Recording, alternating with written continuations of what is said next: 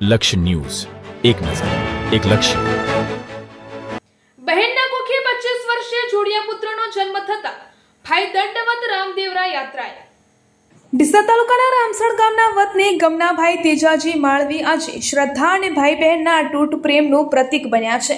તેમની સગી બહેનને 25 વર્ષની લાંબી પ્રતીક્ષા બાદ બે જોડિયા દીકરાઓનો જન્મ થયો છે. 14 મહિના પહેલા બહેનના કોખે બે જોડિયા ભાઈઓએ જન્મ થયો છે. આ ઘટનાથી પરિવાર અને સમગ્ર ગામમાં ખુશીનો માહોલ છવાઈ ગયો હતો.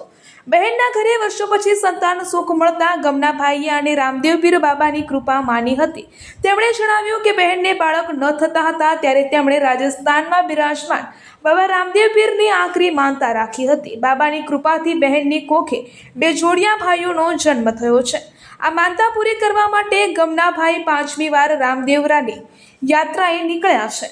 અગાઉ તેઓ 4 વખત ચપ્પલ વગર ચાલીને રામદેવરા દર્શન કરવા ગયા હતા. આ વખતે બહેનની ખુશી માટે તેઓ દંડવત યાત્રા કરી રહ્યા છે.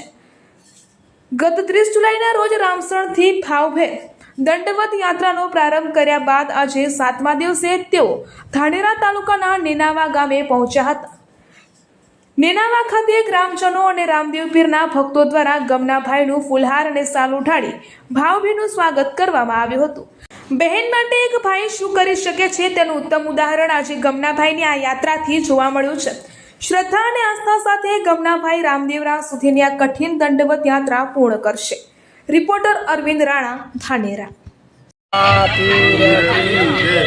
હું મારી બેન માટે આજથી 25 વર્ષ પહેલાં માનતા કરી હતી. બે બેલાવા દીકરા ગામના ગયા છે, 52 વર્ષ ગામના, એમાં એક દીકરો ભગવાનની બે આપ્યા છે.